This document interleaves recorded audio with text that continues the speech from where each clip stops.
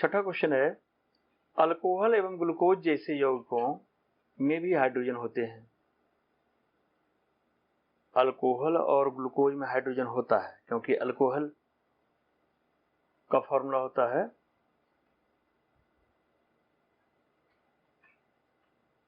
Alcohol जो normal use होता है C2H5OH। ग्लूकोज का होता है, ग्लूकोज का फॉर्मूला होता है C6H12O6। ये ग्लूकोज का फॉर्मूला हुआ। अब इसमें हाइड्रोजन है, हाइड्रोजन यहाँ अल्कोहल में भी है, हाइड्रोजन यहाँ ग्लूकोज में भी है। क्वेश्चन है कि ग्लूकोज हाइड्रोजन अल्कोहल एवं ग्लूकोज जैसे यौगिक में हाइड्रोजन होते हैं, लेकिन इसका वर्गीकरण अम्ल की तरह नहीं होता, ऐसा क्यों? अब देखिए, जहां भी ये सही बात है कि अम्ल में हाइड्रोजन होते हैं, लेकिन इसका मतलब ये नहीं होता कि जहां भी हाइड्रोजन हो वो अम्ल होता है। जैसे वाटर है, जल है, जल में भी H है, हाइड्रोजन है, तो ये भी अम्ल नहीं है। जबकि HCl, H2SO4, HNO3, इन सब में हाइड्रोजन होने के बाद ये सारे अम्ल हैं, ये सारे अम्ल हैं। अब ये अंतर ये होता है कि प्रत्येक हाइड्रोजन वाला अम्ल नहीं होता है।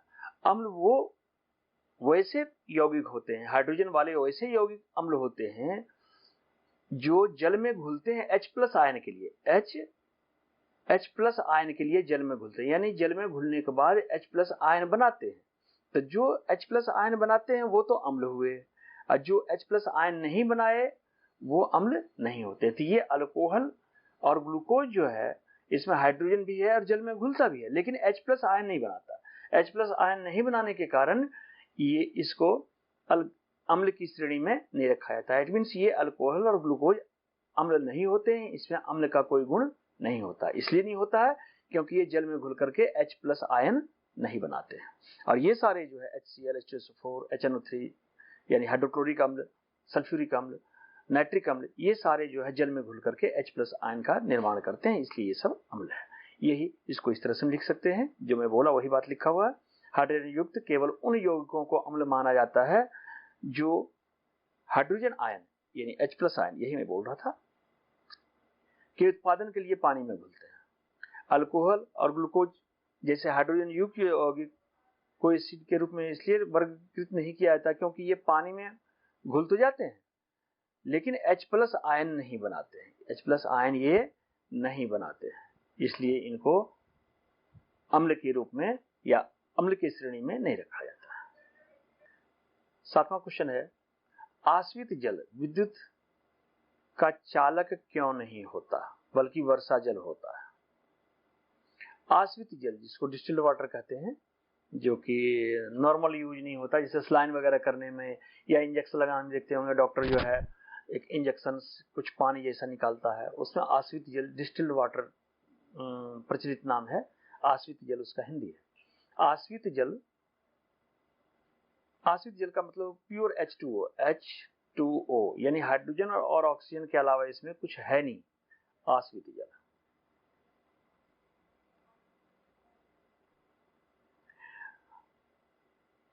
आश्रित जल विद्युत का चालक नहीं होता, जबकि वर्षा जल होता। वर्षा जल इसलिए होता है कि वर्षा जल H2O, जब पानी बरसता है तो एटमॉस्फेयर यानी वायुमंडल में carbon dioxide, sulphur dioxide, sulphur trioxide वगैरह वगैरह, जिससे सल्फर डाइऑक्साइड इससे रिएक्शन करके, या सल्फर ट्राइऑक्साइड ले लीजिए, इससे रिएक्शन करके बनाता है H2SO4।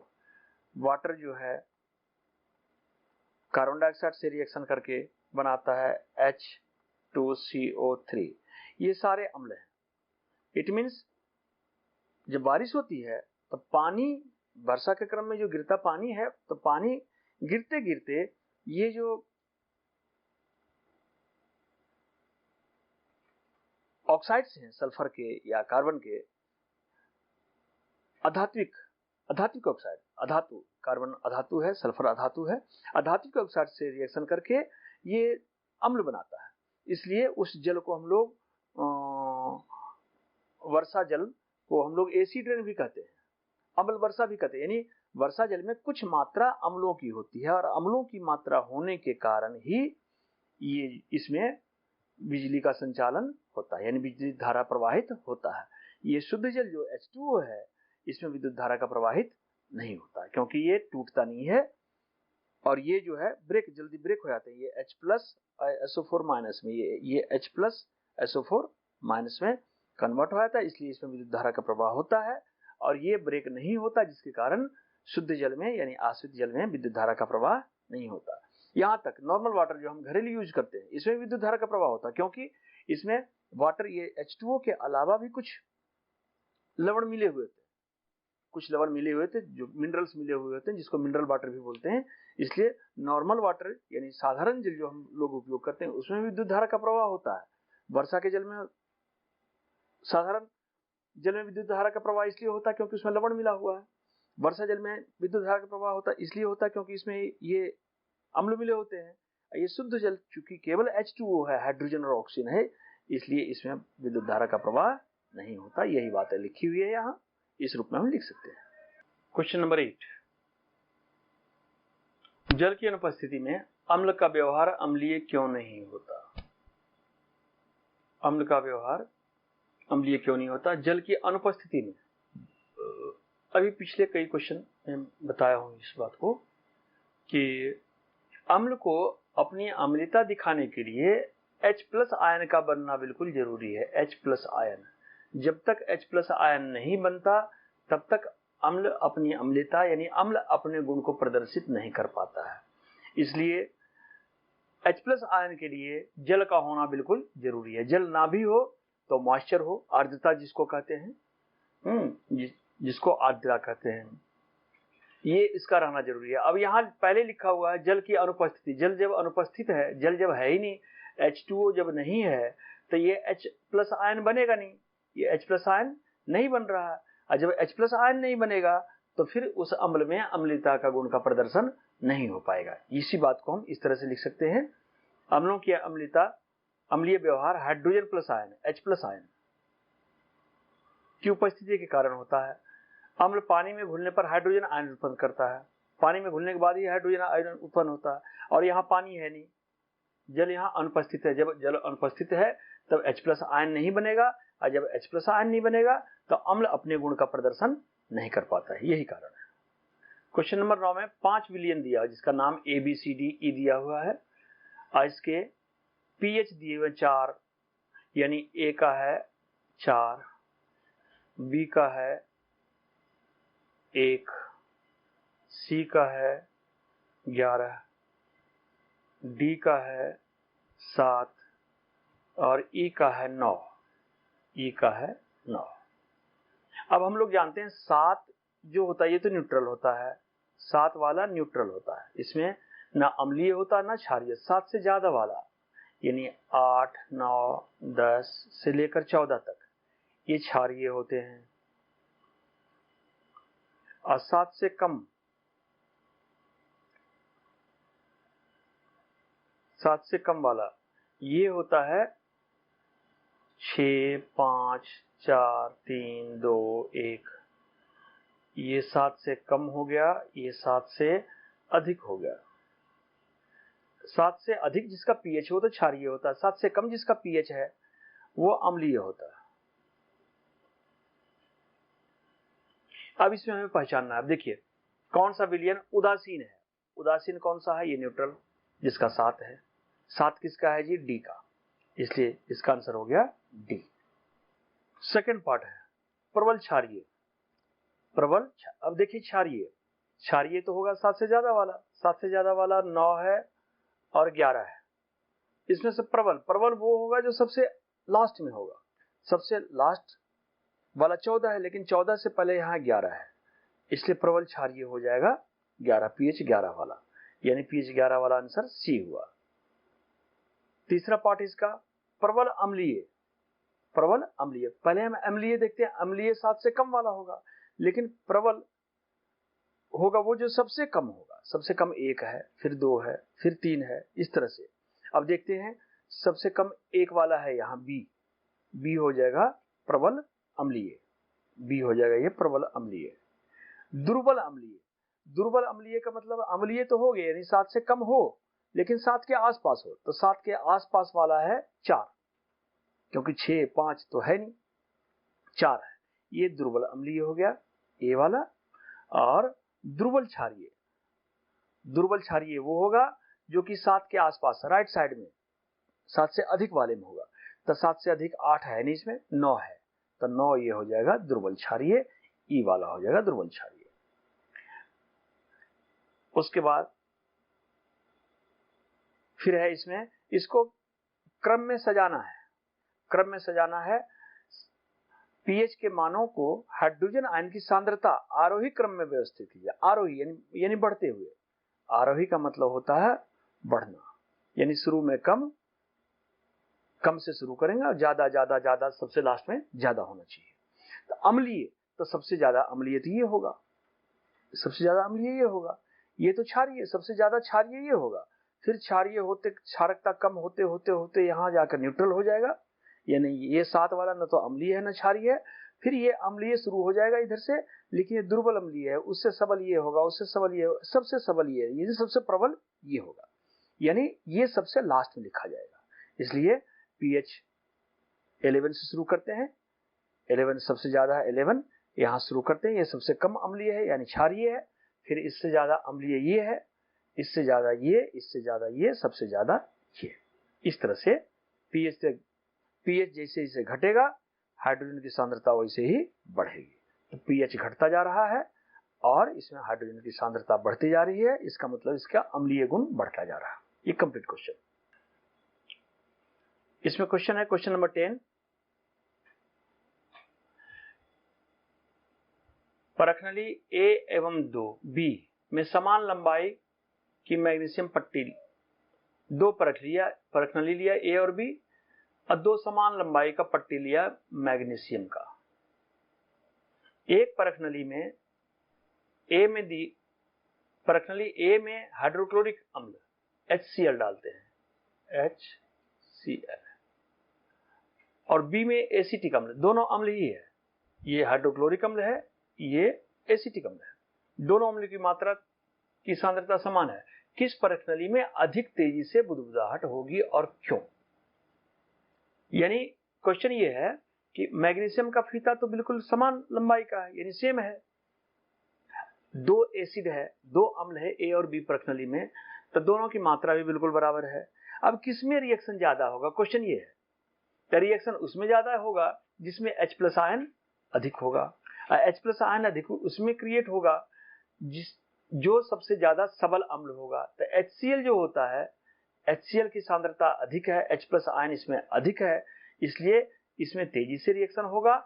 और दूसरा हाइड्रोक्लोरिक, ये एसिटिक अम्ल है, एसिटिक अम्ल ये भी अम्ल है, अम्ल तो ये भी है, लेकिन इसमें अभिक्रिया धीरे से होगी क्योंकि H+ आयन की मात्रा इसमें कम होती है। यही बात देखिए यहाँ लिखा हुआ है, हाइड्रोक्लोरिक अम्ल एक मजबूत अम्ल है, मजबूत अम्ल है, यानी पीएच स्केल पे लास्ट करीब करीब लास्ट में आता है, 1 2 या 3 के आसपास होता है, जबकि एसिटिक अम्ल जो है 5 6 के आसपास आएगा।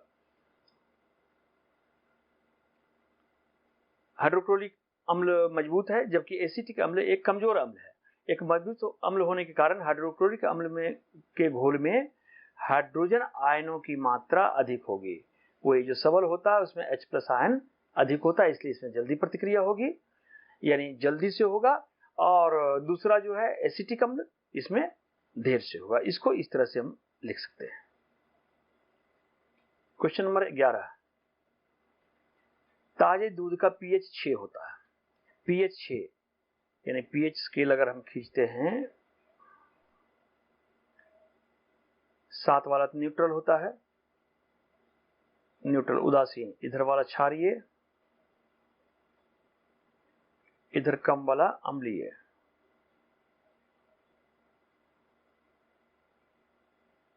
7 से अधिक 8 9 10 से लेकर 14 तक, इधर 6 5 4 से लेकर के 1 तक, ये अम्लीय, इधर 7 से कम वाला अम्लीय, 7 से ज्यादा वाला क्षारीय, ये तो होता है, ये आप पहले भी जान रहे हो।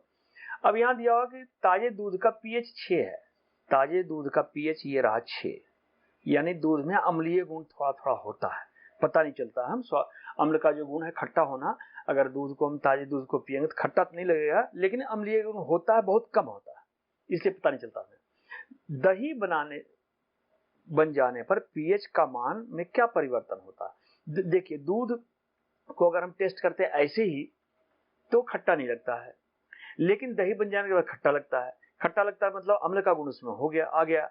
इसका मतलब ये हुआ कि दूध का पीएच जो 6 था वो दही बनने के बाद 6 से कम अब 4, 3 या 2 हो गया है, ये 4 हो गया है या 3 हो गया है, इस तरह से, यानी उसका पीएच का मान घट जाएगा, 6 से कम हो जाएगा, क्योंकि खट्टा हो गया, इसका मतलब अम्ल हो गया ये। ठीक है, ये देखिए, जैसे जैसे दूध दही में बदलता है उसका पीएच 6 से नीचे आता जाएगा, अम्लीय होता जाएगा। इसलिए ऐसा होता है क्योंकि दूध में दही जमने पर एसिटिक लैक्टिक एसिड उत्पन्न, हाँ, ऐसा इसलिए होता है, देखते हैं दूध को जब दही बनाना होता है तो उसमें या तो थोड़ा सा दही डाल देते हैं या कोई खट्टा चीज डाल देते हैं, उससे होता है क्या, लैक्टिक अम्ल बनना शुरू होता है, जिसके कारण वो दही बन जाता है, यानी पीएच धीरे धीरे घटता चला जाता है। यही इसका आंसर है। क्वेश्चन नंबर 12, एक ग्वाला मीन्स मिल्कमैन जो दूध बेचता है, अब ये ग्वाला जाति जरूरी नहीं है, दूध बेचने वाला, ये समझिए, ताजे दूध में थोड़ा बेकिंग सोडा डालकर क्षारीय क्यों बना देता है? ताजा दूध के पीएच का मान 6 से बदलकर थोड़ा क्षारीय क्यों बना देता है? ठीक है। इस दूध को दही बनने में अधिक समय क्यों लगता है? ठीक, 2 क्वेश्चन इसमें। जो दूध बेचने वाला होता है, खासकर गर्मी के दिनों में दूध खराब होने का डर ज्यादा होता है। दूध का खराब होना, अभी दिया हुआ देखिए कि दूध का पीएच 6 है, 7 वाला तो न्यूट्रल होता है, 6 होता है दूध का पीएच, 5, 4, 3, 2, 1, ये अम्लीय है, इधर वाला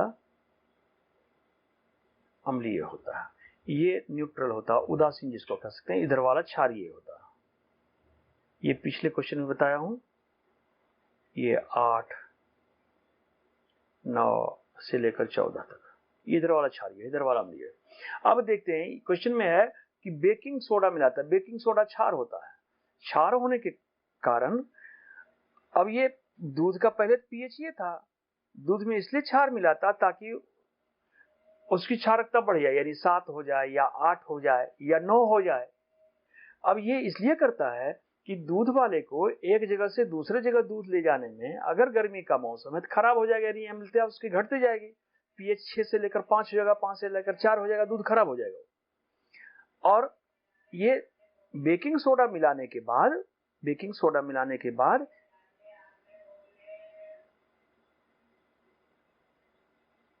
इसकी क्षारकता बढ़ जाती है। ये बढ़ने के बाद गर्मी पड़ते पड़ते इसका क्षारकता घटती रहती है और घटते घटते 6 पर जाकर रुक जाती है। इस तरह से दूध हमारा ठीक ठाक रह जाता है। इसलिए इसमें बेकिंग सोडा मिलाया जाता है ताकि क्षारकता गर्मी कारण क्षारकता घटते घटते भी 6 पर आकर के रुक जाए और मेरा दूध खराब ना हो। क्वेश्चन नंबर 1 का आंसर ये हो गया आपका। दूसरा पार्ट है, इस दूध को दही बनाने में अधिक समय क्यों लगता है? अब इस दूध में तो मिला हुआ है बेकिंग सोडा जो कि इसको क्षारीय बना देता है, इसका पीएच 7 या 8 हो चुका है। अब दही बनाने के लिए इसकी क्षारकता को घटा करके अम्लीय बनाना पड़ेगा, इसलिए अगर नॉर्मल दूध 6 था तो इसको 5 या 4 पर लाने में सुविधा होती थी, थोड़ा सा दही मिला दिया और उसके बाद जल्दी ही दही बन जाता था। लेकिन बेकिंग सोडा मिलाने के बाद इसका क्षारकता 7 या 8 हो चुका है, यानी बढ़ चुका है। अब इसको 4 पर लाने में थोड़ा ज्यादा टाइम लग जाता है। इसी वजह से जिस दूध में बेकिंग सोडा मिला हुआ रहता है उसको दही बनाने में ज्यादा समय लगता है। यही इसका कंप्लीट आंसर है, ये रहा। 13वां क्वेश्चन है, प्लास्टर ऑफ पेरिस को आर्द्ररोधी बर्तन में क्यों रखा था? हाँ, आर्द्ररोधी यानी जिसमें मॉइस्चर बिल्कुल नहीं जाए, नमी ना जाए, नमी मीन्स पानी मिला हुआ हवा, जो ठंडी हवा या गीली हवा कह सकते हैं, वो ना जाए, इसलिए होता है। अभी मैं पिछले क्वेश्चन में बताया हूं कि जो प्लास्टर ऑफ पेरिस होता है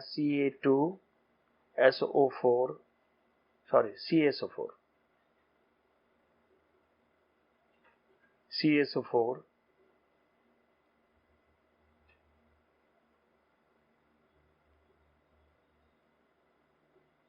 half H2O, CaSO4 with half H2O, यानी कैल्शियम सल्फेट में हाफ अणु वाटर का रहता, पानी का रहता। ये तो आपका आ गया प्लास्टर ऑफ पेरिस है।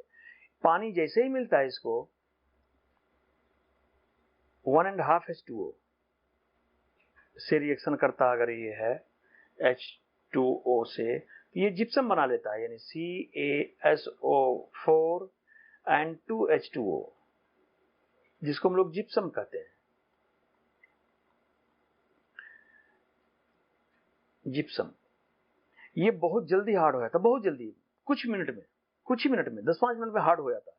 इसीलिए प्लास्टर ऑफ पेरिस को पानी से बचा कर रखा जाता है, जिसमें पानी का बिल्कुल नाम मात्र का भी गुंजाइश ना हो।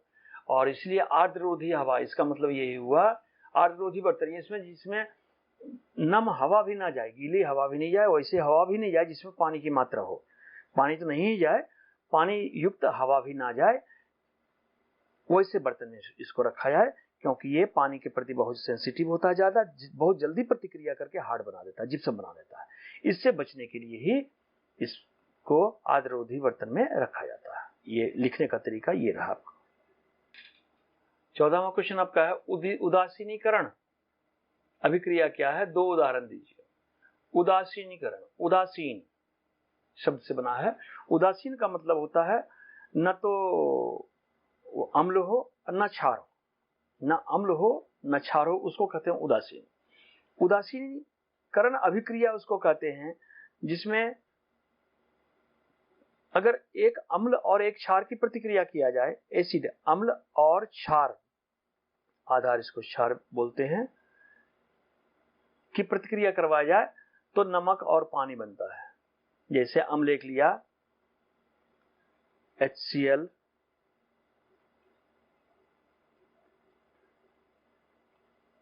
प्लस NaOH, सोडियम हाइड्रोक्साइड,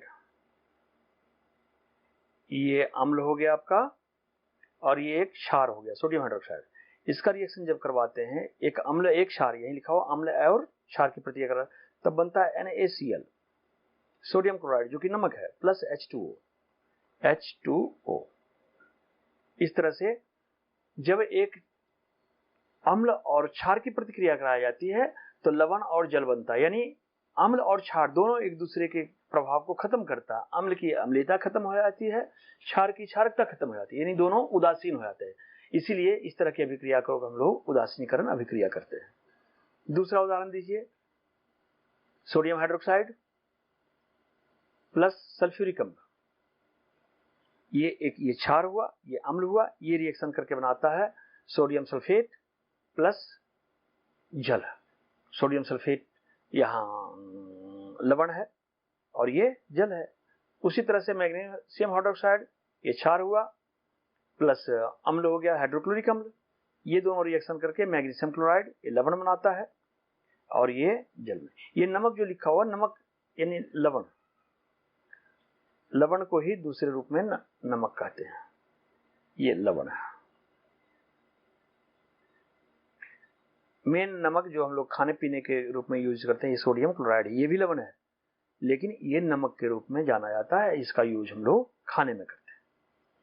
ठीक, ये कंप्लीट आंसर हो गया आपका। क्वेश्चन नंबर 15वां क्वेश्चन है, धोने का सोडा, धोने का सोडा और बेकिंग सोडा के दो उदाहरण लिखिए, दो उदाहरण लिखिए, यानी दो यूज लिखिए, उपयोग लिखिए इसका।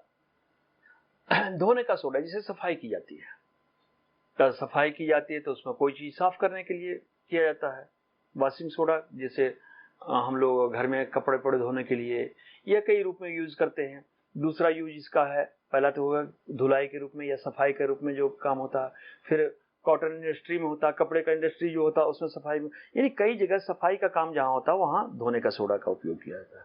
दूसरा उपयोग है इसका खारे पानी को मीठा बनाने में, यानी पानी की जो कठोरता है, खारापन है, उसको दूर करने के लिए इसका उपयोग किया जाता है। ये दो उपयोग है धोने का सोडा यानी वॉशिंग सोडा का। बेकिंग सोडा का उपयोग है, बेकिंग सोडा का यूज होता है एंटासिड जिसको कहते हैं। जैसे हम लोग आजकल मार्केट से लाते हैं, जब एसिडिटी या खट्टा ढकार आता है तो इनो लाते हैं, या अलग अलग चीज का लाते हैं जिसमें कि बेकिंग सोडा मिला रहता है। बेकिंग सोडा लेने से हमारा जो खट्टा डकार आता है अम्ल अम्ल बनने के कारण होता है, एसिड बनने के कारण होता है। और जब हम बेस क्षार लेते हैं, ये जो है बेकिंग सोडा में क्षार होता है, उसको लेते हैं तो ये उसको न्यूट्रल बना देता है, यानी एसिडिटी हमारी दूर हो जाती है। और दूसरा, बेकिंग सोडा का यूज होता है कोई भी सॉफ्ट खाद्य पदार्थ बनाने में, जैसे ब्रेड, केक, घर में बनाते हैं हम लोग दही बल्ले, या चना वगैरह को जब सॉफ्ट बनाना हो तो उसमें इसका बेकिंग सोडा का यूज होता है। यही यूजेज है इसके।